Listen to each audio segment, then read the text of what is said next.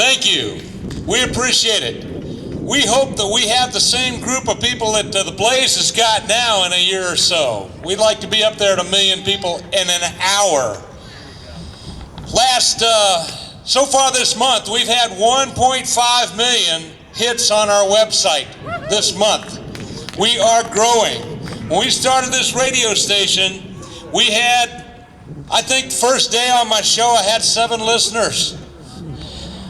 Fortunately, I still have most of those 7 listeners. One of them was passed on to his reward, but they have grown, and we're grateful. We appreciate that very much. Today, you've already heard a lot on Sharia law. You've heard a lot from people that really know the threat. They did not exaggerate anything. In fact, I would go so far as to say they understated the threat. It's much more serious than most people can imagine. So I'm just going to ask you a couple of questions here. First of all, every one of you is aware of what's going on. On the aforementioned Tommy's Garage show that I do now every Thursday night, I'm Angela Box's replacement, I guess. And we love Angela Box. She is also a contributor at Raging Elephants Radio. We talked about the fact some 7 foreign countries have either totally banned Islam, have put into place laws that make it illegal to build any more mosques, or have placed laws in their country that require all preaching to be in English. And at least in one country, they've had a number of mosques that have burned down, and the police cannot find any leads. Imagine that. Yeah. How is it that all of these countries know what's going on? You people out there, you patriots, you Texans, know what's going on. Is it possible that you're just that much smarter than the people you've elected? Yes. Well, I suppose it is possible. I would like to believe that's the case. I'd like to believe the guys in the Pink Palace back here are just stupid. That's what I would like to believe. But truth is, I don't believe that. I believe that they are complicit in it. Your leaders, all the way to the governor's office, have failed you. And they have failed you because they want an unlimited supply of cheap labor. This is not acceptable. And by the way, when I was coming up here, this has been planned now for a couple of weeks, I made numerous phone calls to the people in this State House to ask them to come down and be on the radio and answer questions. None of them wanted to be on Raging Elephants Radio. I don't know why. Now let me tell you this about Raging Elephants Radio. The reason we have an elephant on there is because half of us are Republicans. And we're mad as heaven, and we're not going to take it anymore. The other half of us are people like me who are politically homeless. Having spent a number of years in the Republican Party, never missing state convention, I realized that the Republicans were just as bad as the Communists and the Democratic Party. I cannot be a Republican because I believe in the Constitution of the United States. I had a Republican a couple of weeks ago, happens to have an office back here behind me, and his spokesperson said that the Constitution of the United States is too radical for Texas. How far have we come when the Constitution of the United States is too radical? And not only how far have we come, but are we even coming in the right direction? That was a Republican, my friends. So I can't be in the Republican Party because I believe in the Constitution of the United States. I can't be in the Libertarian Party because I hold biblical views on homosexuality. Now, if you got 2 homosexuals out there and they want to get some sort of a union going, well, go right on ahead, but don't expect me to pass a law or accept a law that requires me to accept that. I would like you to keep that to yourself, if you don't mind. It's what we used to call too much information. I just don't need to know. What I do need to know is I need to know if there's anybody in here, like Ray Myers said, that really is my friend. Oh, we got Molly White. We got Jonathan Stickland. We got Matt Krause. There's a few in there, about 19 of them total. Dan Patrick. Dan Patrick is an iffy quantity. We're waiting on Dan Patrick. Dan Patrick has, the one time that he promised to come on Raging Elephants Radio, we promoted it for 2 weeks, and the day before he was supposed to be on the Apostle Claver show, he canceled. Dan Patrick's my representative. I planted signs for Dan Patrick in the rain. I gave money to Dan Patrick. Dan Patrick was my senator. But Dan Patrick will not come on Raging Elephants Radio, and he will not take any questions. And when I asked him this week if they would come down and talk to me, because I brought my whole thing down here, they declined. Why? It's this simple. If you love the Constitution of the United States, if you support the Constitution of the Great Republic of Texas, you come on my show, and it's going to be a love fest. We're going to yuck it up. We're going to have a good time, and you're going to enjoy yourself. The problem is, we don't have any politicians that love the Constitution of the United States in this House that I can tell, except for the aforementioned 19. They don't believe in the Constitution of Texas. And they certainly did not read the Republican Party platform. You see, Dan Patrick, a guy that I would like to be supporting right now, but I can't, Dan Patrick said he's going to put together some blue ribbon panels of some of his favorite wealthy friends to advise him on legislation. Some of you may have heard of the Republican Party platform. Tens of thousands of Texans all across the great Republic of Texas worked thousands of hours to create the Republican Party platform, and the Republican Party platform is a directive of the things that the Republicans in Texas wanted to see happen. You don't need a blue ribbon panel. You need to read the Republican Party platform. If you want to know how to rule on a certain thing or what kind of law you should be writing or supporting, read the platform.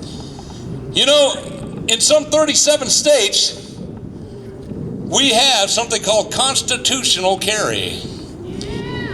For those of you that don't know what that means, it means simply this. The Constitution of the United States says the right to keep and bear arms, not guns, the right to keep and bear arms shall not be infringed.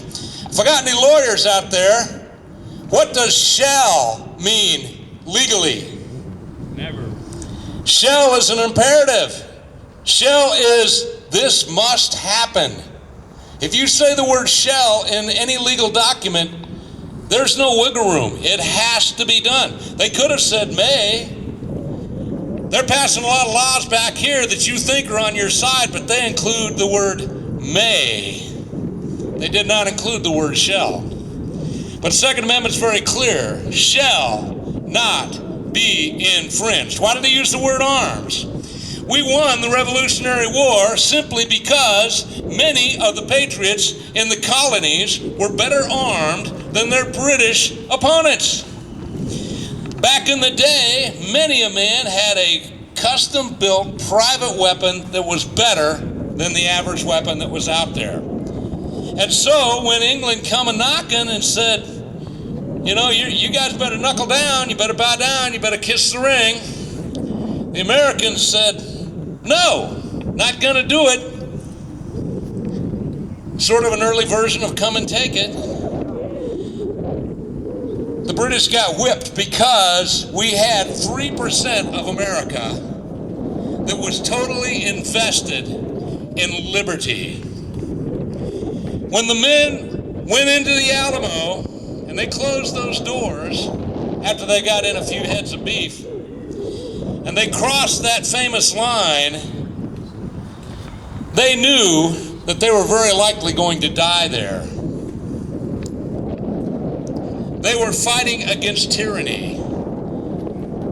The same thing was true then. We had men that were sufficiently well armed that they could fight a foreign government and win the war. The reason the word arms was used in the Second Amendment is because they meant arms. So I'm here to tell you, if we had any constitutionalist in our government, like John Cornyn, he's trying to pass this new law, reciprocity. Let me tell you why that is wrong. The United States government has no business passing any law that infringes on your right to keep and bear arms. If you pass a law for reciprocity, guess what? Now the government is giving you permission.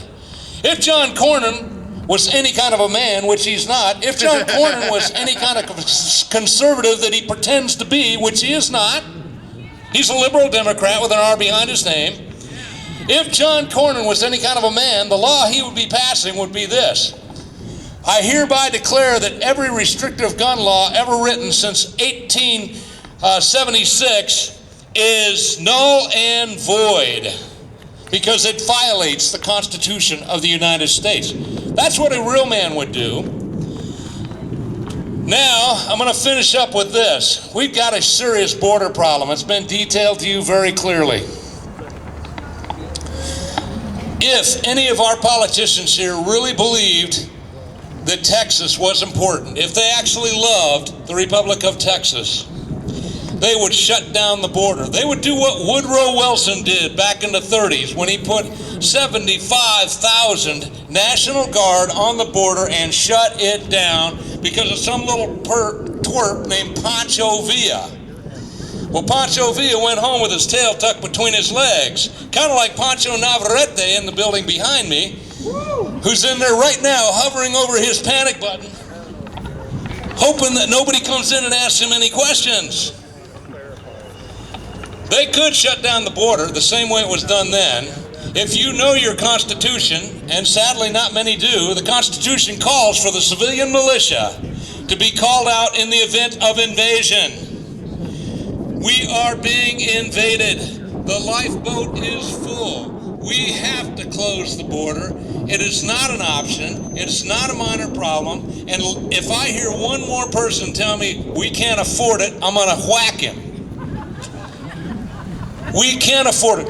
Look, if your car's wheels are falling off, are you going to go buy a new stereo or are you going to fix the wheels?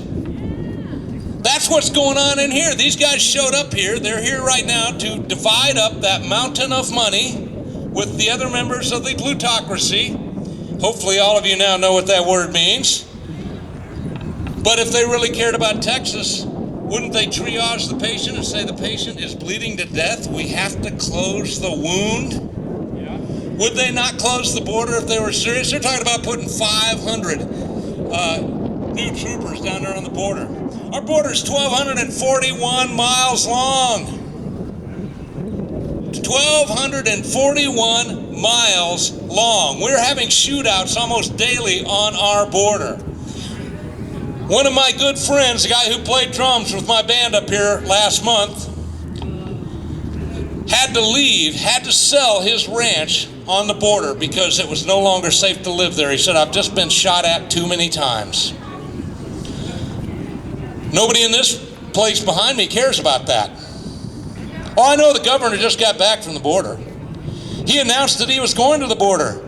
And I assure you, they showed him the border. They showed him the area of the border that they had cleaned up and sanitized for his protection.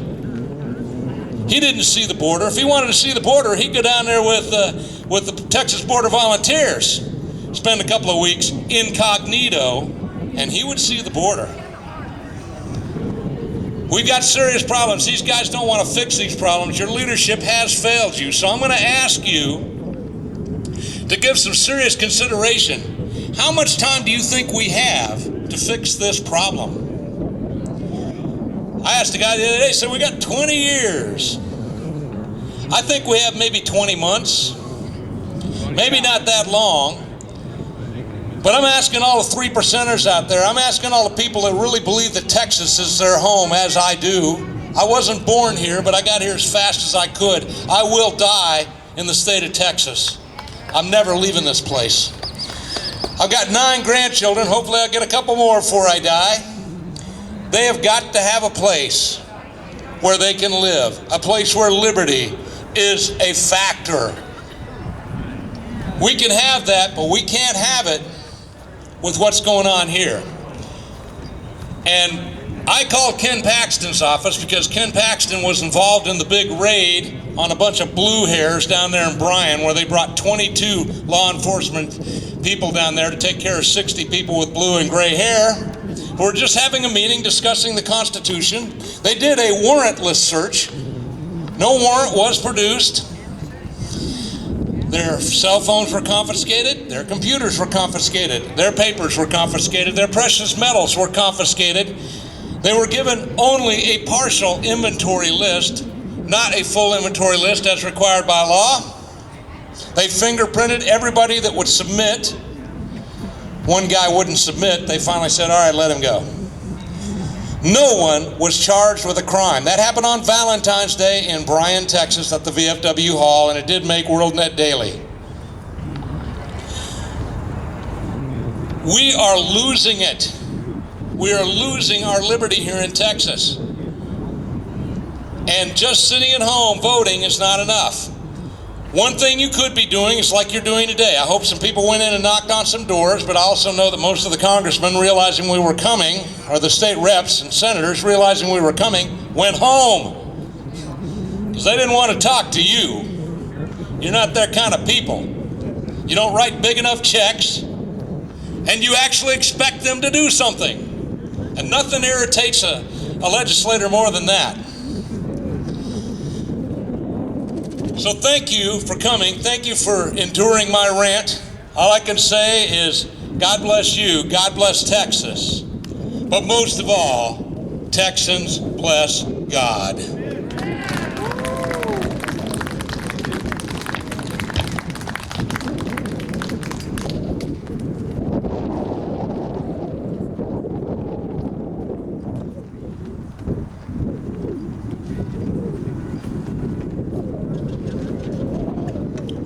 Unfortunately, I have a correction to make.